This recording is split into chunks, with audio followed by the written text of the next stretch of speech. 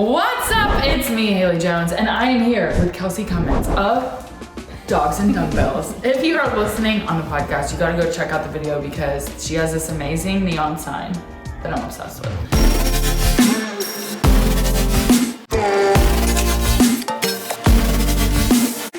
Okay, so Kelsi Cummins is the owner of Dogs Dumbbells, which we will get into, but before we get into that, we're gonna do some rapid fire. Oh, okay, we're starting off with rapid Yeah, rapid fire. Are you ready? Yes. Okay, coffee or tea? Coffee. Black, cream, like what do we, If I'm sitting with someone conversing, I like it black. Oh. I know, it's weird. But then if I'm like on the go or if I'm drinking it while I'm doing something, I do cream and sugar. Oh. What do you think's behind that? Tell me more about why you're a psychopath. I actually genuinely like how coffee tastes and how different coffees taste. So if I'm able to sit and enjoy it, I like to be able to I like that. You're an intentional coffee. I am. I'm very intentional. Very. Okay, beagle or lab? Beagle. 100%. No question. Obviously, she loves dogs. Okay, so and she has a beagle and a lab. Wait, and this one is he's just like a Doberman mix of some sort. Yeah, he's beautiful, perfect age. Okay, squats or deadlifts? Deadlifts. That was tough. That brought up something for me. Are you committing to deadlifts? Okay. Chocolate or vanilla? Vanilla. M&M's or Skittles? Skittles. I love chewy stuff. Oh, I didn't know that. I love chewy stuff. Protein bars or protein shakes? A protein shake. I do like a protein bar. I like the quickest of a shake. I'm like someone who drinks it right then. I don't sip on it. I don't do anything fancy. I have one in the car that I just couldn't finish. I was like, I'm done with this. Okay, so you might be a protein bar. Here we are. Yeah, but I feel like they get so old. I know. I think that's why they both. Any form of supplement like that, you get tired of. Yeah. I'm like, what is this? I don't even care if it's fruity pebbles. It still tastes like. It gets by the bottom of it. You're done with it. I'm just like, oh my god. Yeah. Okay. I was gonna ask dogs or cats, but we already know the answer. But I do like cats. Do you? I do. Yeah, I do like cats. Shay likes cats too. I just don't like have it. Like I don't like. They're way more maintenance in terms of like the cleaning. I think with the litter box and stuff because I'm like OCD, very OCD. So I love dogs are like day to day like vacuuming and stuff like that's a lot. But like the fact that like having a designated area for a litter box is like. Can't do it. It's hard for me. I wouldn't know what to do. I'm afraid of cats. Okay, watching TV or reading books? Reading books. Really? Yeah. I mean, I probably do that. An equal amount of both, but I love to read. I love to read. What do you like? Fiction, nonfiction? I like fiction.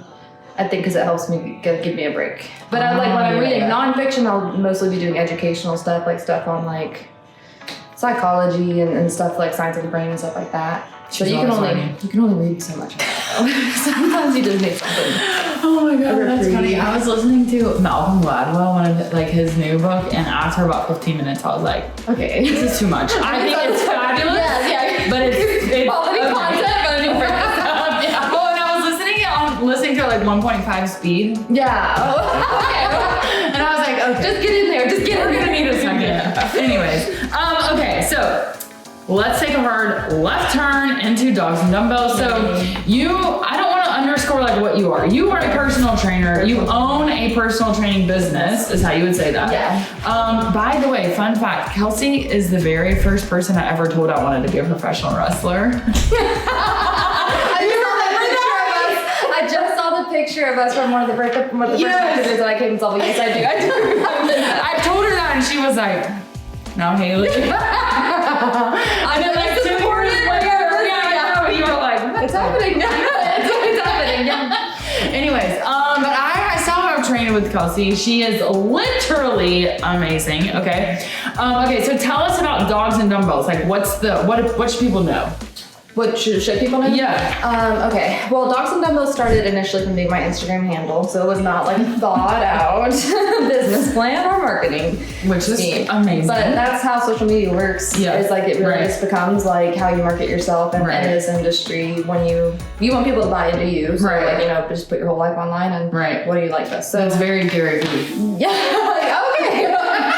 So that's what I did. And so when I started training independently, after I left my last gym, it was like tossing around business names and like this is what everybody knows me as. So let's just carry this over because otherwise you're starting over. Yeah, I don't want to do that. Yeah. So that's kind of, so initially it was just my Instagram handle. You went there and you saw an equal amount of fitness and dogs. Right. And then the ultimate goal always was to have a space with the dogs.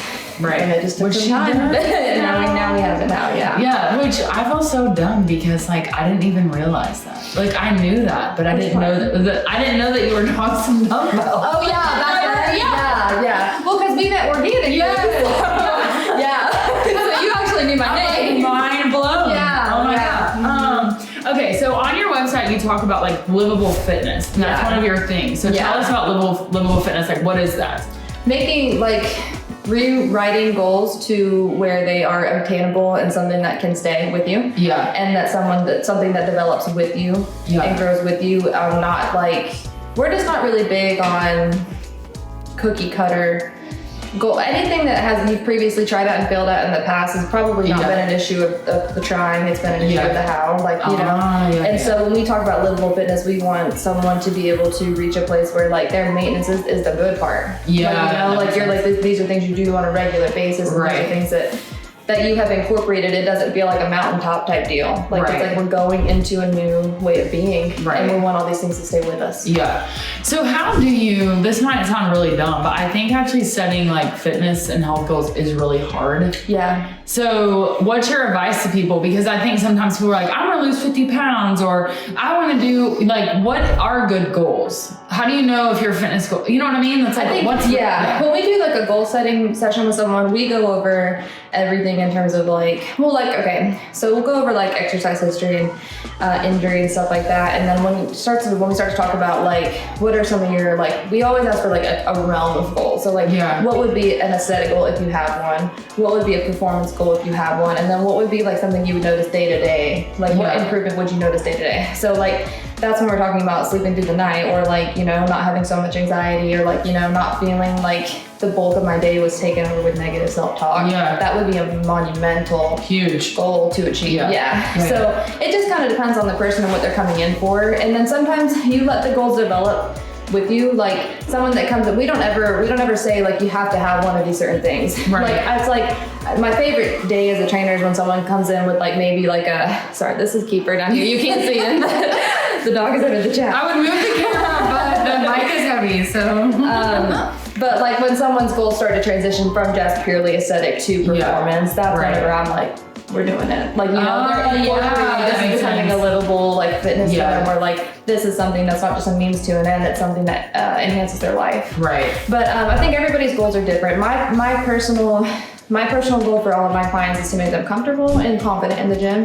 And then for anything that they have that bothers them physically on a regular basis to go away. Yeah. So because when you're feeling better, like if you're not like bogged down by pain, that opens up like so much more of your life. Right. Just in general. Right. So someone with like chronic back pain or something like that, like their whole life is being hindered by that. Right. Their social life, their physical life, their like, everything. So like if we can start to open up like room, like literally open up, like make people a little bit more open-minded because they have room to think more independently now, then a lot more can happen. Love that. So so as we're recording this and when this comes out, it's going to come out like right around New Year. Okay. Well, the audio will come out soon, like December 2025. The video will be like January. Okay. Or December 2024. You know what I'm saying. Anyways. Okay, so this is coming out right around the New Year. Okay. And we're talking about goals. Okay, I know New Year's resolutions are huge. Like, what's your advice for people that are like, I need to make a shift? Like, what's your advice? So, I mean, do you believe in New Year's resolutions? Like, obviously, this is going to be a huge topic for people. Yeah. Like, what are your thoughts on that? I would say my biggest piece of advice for someone who's just getting started is go somewhere or seek out somewhere, continue looking for somewhere, and don't stop until you find a place that feels safe. For you to be vulnerable, for you to spend time in, and for you to like commit to. Right. Because like if you like, gym anxiety is real, and like sometimes that can just be from non-exposure. Like you're just not used to the environment. But sometimes that's like afraid to go into the gym. So that can be real because you could apply that to anything. Like people could be afraid of therapy. They've never been to therapy, but they're afraid of what they've heard, right? Right. But then there's also places like, there's also things such as like going into environments where you don't feel like you're going to be able to be yourself or see yourself being vulnerable there, comfortable there. That's not a place for you. And like square peg, round hole, don't try to force it. You know, like don't try to force it. Find somewhere that feels inviting for you because this is going to be like the time that if you find a fitness center that you're going to commit to, you're going to spend almost as much time there as you do at work. Like that's going to be one of your most frequented places. So it needs to feel good. You need to feel good going there. Yeah. And same would go for a trainer or anything else. Like you need to be with someone that you feel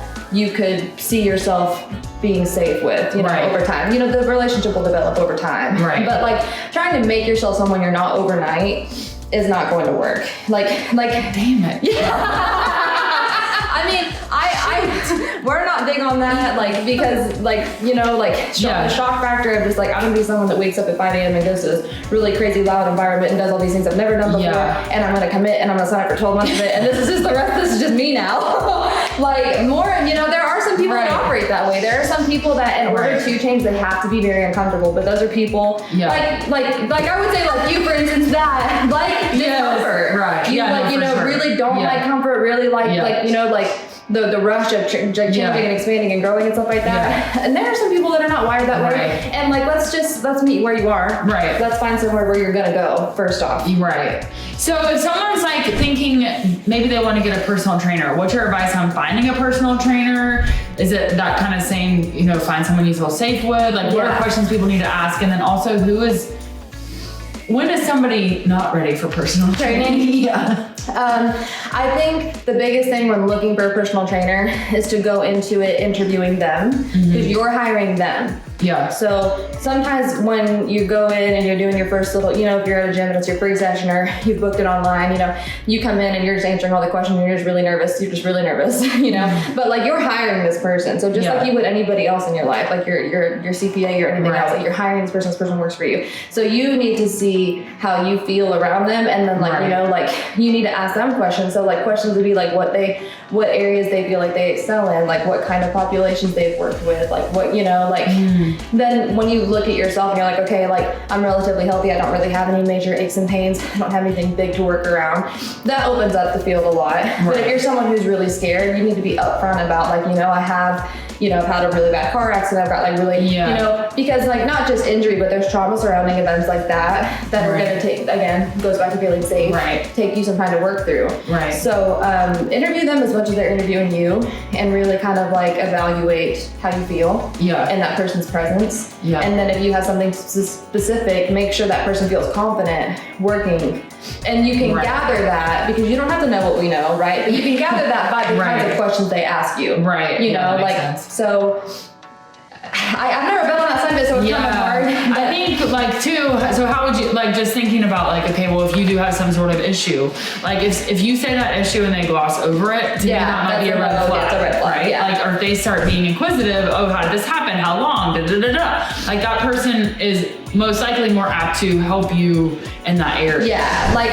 So injury personally for me is like that. I like feast on that stuff. I love that stuff. So like that's what we'll spend the bulk of our time on. But like not everybody's like that. You know, I'm not so skilled in like sports conditioning. Like, you know, so like, you know, you have like a young soccer player or something like that and they're looking at running drills and it's like footwork and stuff like that. That's not going to be me. Like I have no rhythm. I can't, you know, it's like I can tell you the mechanics behind it. I'll show you a YouTube. I can walk you through it, but like, you know, so like the right trainer, like most trainers know where they excel, and then secondly, I would just say look for testimonials and look for what their following is, and look at what their population that they're proudly demonstrating that they've worked with is. You know, if it's pretty blended and they seem like they work with a mix of people, you know, like that's a good sign. If you don't feel like you fit the one type that they post all the time, or that you know that's you know that might not be a good fit for you.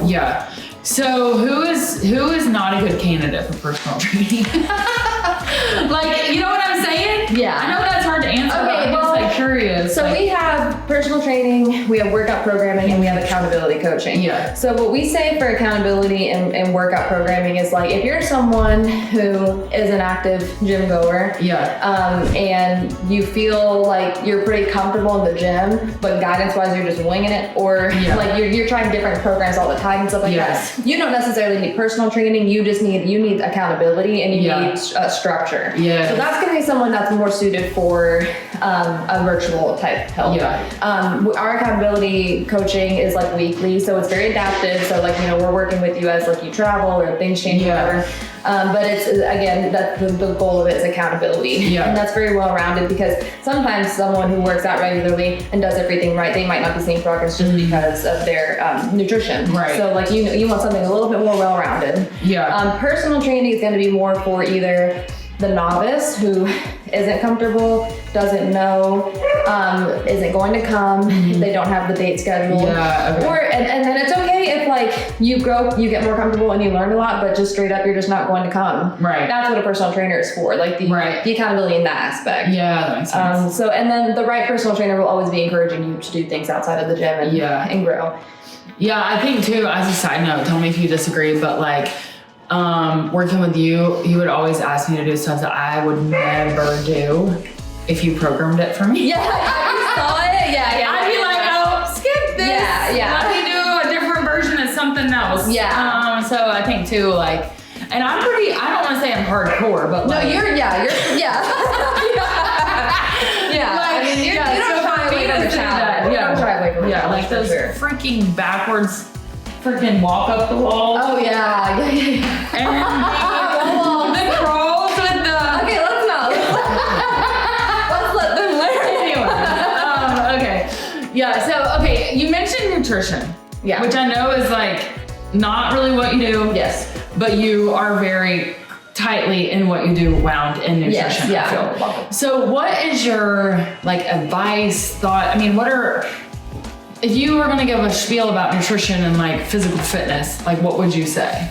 I know that's super broad, but it's like, I don't even know what the question is. But the question is like, obviously nutrition matters. 100%. So the way that we go about it, because we take a very, what would you say, trauma-informed approach, especially with nutrition and body image. So like when people come in and they get started with us, like they consent whether or not they even want to do check-ins and weigh-ins and stuff like that. Because ultimately our goal is to make this area feel comfortable and then feel confident, and then body composition changes will come. Measuring them, and there's a lot of different ways to safely do that, but we don't prioritize that, because that's not actually our priority. Like we're saying, nutrition tightly comes in with performance first and foremost. So we emphasize optimizing performance with your nutrition from the beginning. So that means getting on top of your pre and post workout meals and understanding what that means. And then we front load all the information in the beginnings for people to understand like what nutrient timing is. So like how to time your meals to optimize your workouts and then optimize your recovery. And then that, that kind of gets you into a routine of understanding what to look for, how that feels. And so, it usually only takes someone once to come in on an empty stomach to learn to never do that again. You're like seeing God. So, but then outside of that, what's done, we're big on like the small things done consistently is like, that sounds really cliche, but really when you're with someone in this type of setting, you're going to be together for a while. So you're together long enough to be like, see if you had started drinking 80 ounces of water 6 months ago. We could be somewhere different. You know what I'm saying? We could be somewhere different. So we're big on just teaching like nutrient timing, pre and post workout optimization, and then how the different macros affect your body and stuff like that. So we give all the information, and then we kind of let people come around to it when they're ready. Layering in like one thing at a time. But by the time like 2 or 3 days a week, you're having to plan your meals around your biggest energy output, which is your workout. Then the rest kind of starts to come a little bit more naturally. Like you don't need as much fuel or as much carbs on days that you don't train. Protein at every meal is important, because we're already working on getting adequate protein so that you recover and build as much optimally as possible. So it starts to all come together. It's just not like in your face. And it's also not geared at all with gaining weight or losing weight or whatever. That's just health. Like that's how we have that written over here. Like with fat loss and muscle gain, like at the center of both of those is going to be adequate protein, because there's no getting around some of these things that are like just science, you know. And then you determine the amount of control that you want to have, and then you know, as your goals change, you know how to adapt your eating to fit those goals. So, okay, when it comes to nutrition again, and you may not even want to speak on this, but like talk about fat loss versus like muscle gain, and the idea of like, I guess, can you do them at the same time? Okay, so yes, you can. It's going to be a lot easier for someone who's never trained before. So it's going to be like a novice game. You can. So body recomposition is when like you're building muscle and you're losing body fat. You're starting to see that natural contour come out. That's what toning is. You know, your muscle starting to show because your body fat's lessening. You can. I mean, nothing is impossible depending on the maturity of the person, how many times they've done this on your parents. Ultimately, kind of like, and there's a lot of things at play. A lot of people hate on saying genetics and stuff like that. There's a lot of things at play. Stress, all these things come into it. Yes, you can do it at the same time. It gets harder the more veteran you are, but it's not impossible. And it just takes dialing in. And for a season, you know, it takes getting dialed in for a season. That would be your priority at that time. Are there any like myths about like weight training, about like any kind of training and fitness that you just like, if I hear that one more time, I'm gonna poop my eyeballs out? Well, the obvious would be the getting bulky one. I'm actually not even gonna give that the time of day. But I will say the different goals require different training. That blows my mind. That someone on a cut would work out differently than someone wanting to build mass, when it's like resistance training. In general, you need to be working to a point of very decent challenge, damn near failure. You know, regardless if you're doing a set of 25 or you're doing a set of 5. So like that sweet middle ground that's never changed in like the 40, 50 years since someone said it, like 8 to 15 reps or whatever, it's pretty universal. Again, different people's bodies respond differently. So then, you know, like you might, you know, where like 12 reps might be good for me, 6 to 8 reps might be good for you. And you would know that from personal experience and being consistent with one or the other, you know. But it's really pretty cut and dry. But when it comes to resistance training, your goal in the gym is always adequate challenge. And then eating to recover. And then how that recovery, you know, whether or not you're in a surplus is where you're going to see more size, whether or not you're in a deficit, you're going to see more fat loss and more, you know, more tightening up. But your training does not change, but like whether or not you have different body composition goals. Performance-based goals is a totally different story. Powerlifter trains differently than a bodybuilder than a triathlete. So what's the sweet spot of like cardio to strength?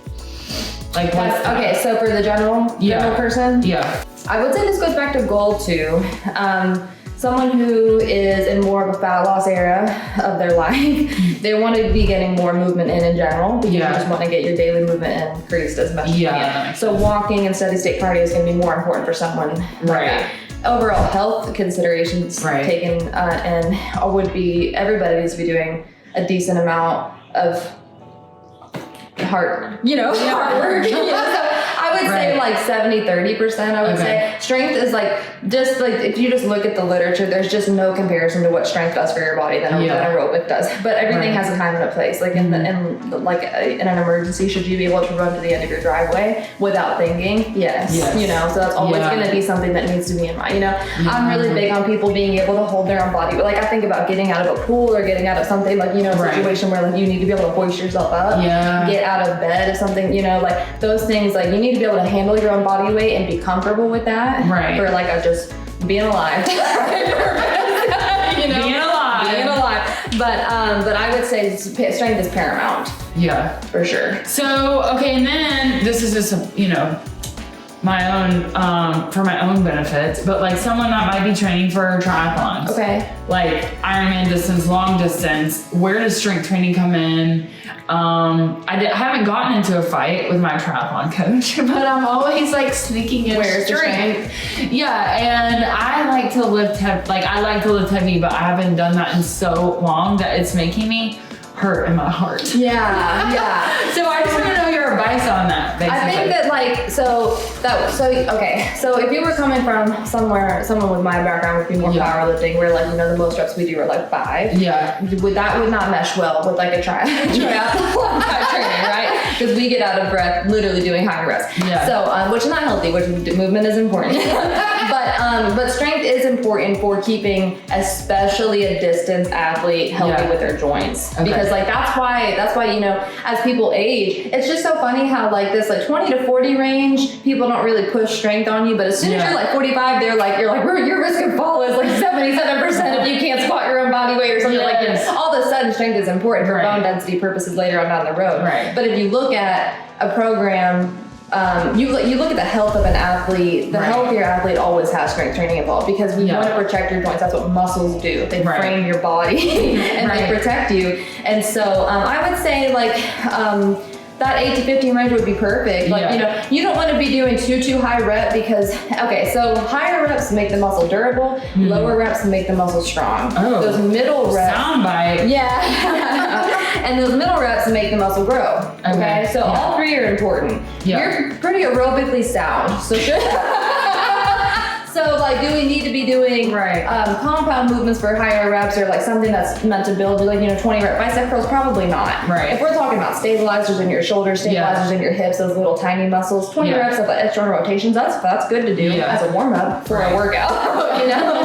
Right. But you definitely need to be doing strength training, and you need to be in the rep range that you're comfortable in. Right. You know, you're not going to be doing super high rep and taxing your joints more than they already are. You need to be building muscle. Is there such a thing as like this person has a runner's body, and this person is like a weightlifter, and this person is a swimmer? Like, what's your take on that? I think everybody develops based on genetics. Yeah. I really truly believe that, because if you look at how you can look at someone who's literally never worked out in their life, and they've got the legs of a freaking soccer player. Which is my husband. Yeah. You can. And you should see that man try to lunge. Yeah. You see that.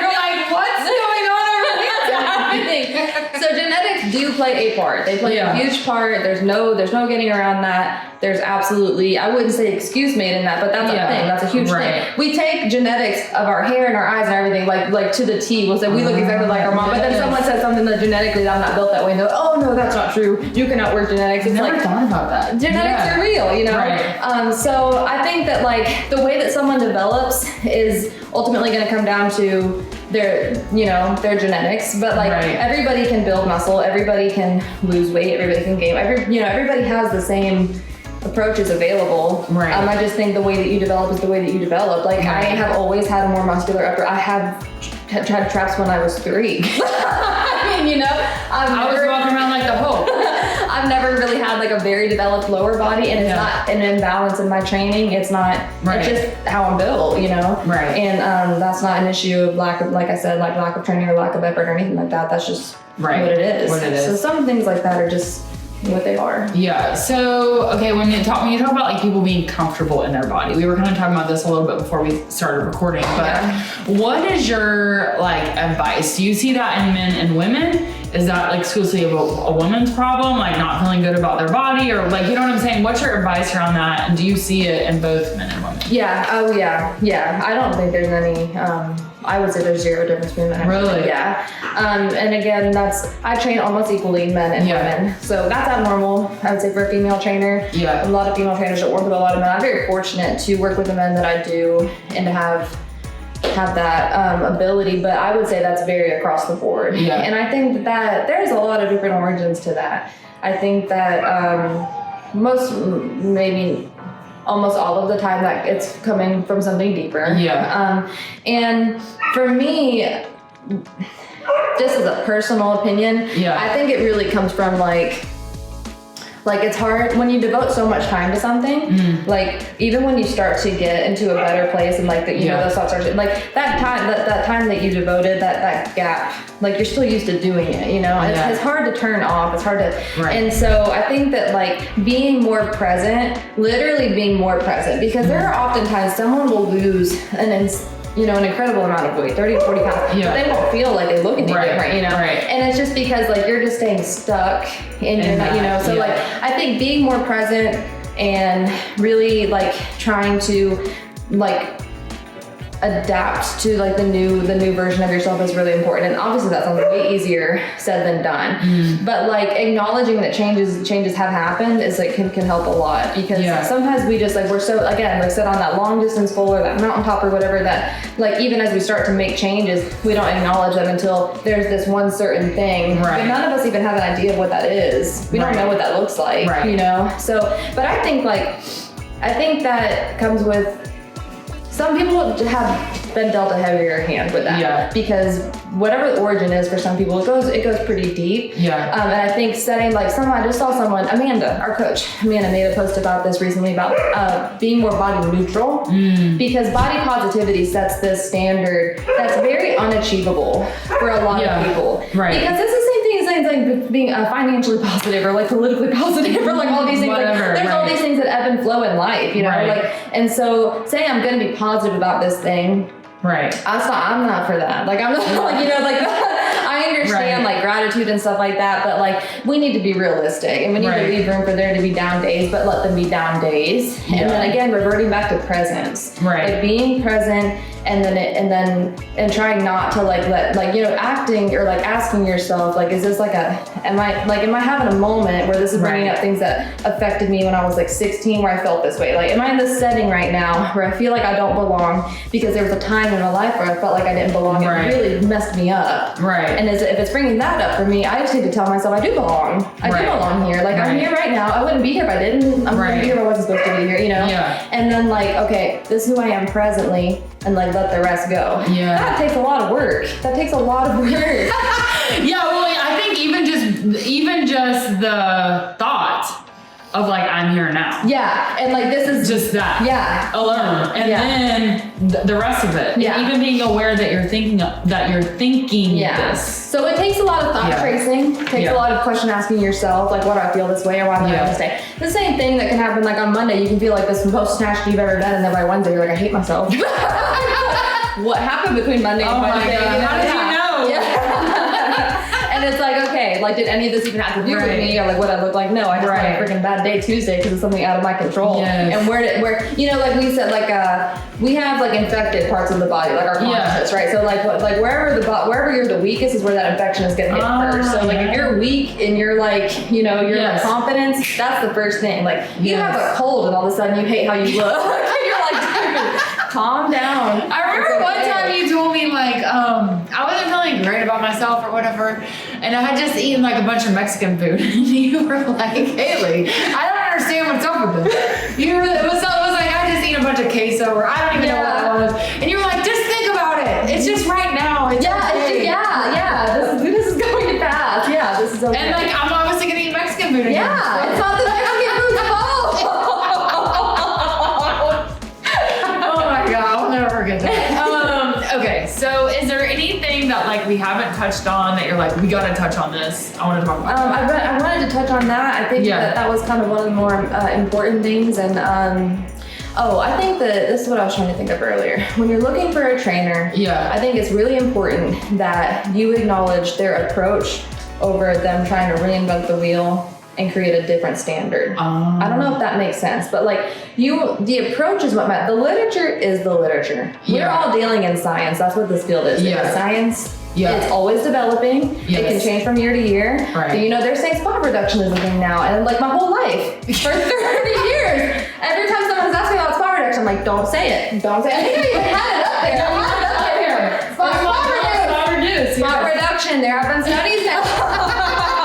So, you know, like, look for someone who's open-minded, but look for someone who has an approach that is different than what you have tried in the past. Because if your approach has failed, that approach wasn't for you. That's why there's a million different ways to do a million different things. There's a million different versions of therapy. There's a million different versions of dog training. There's a lot of different ways. The one that works for you will work for you.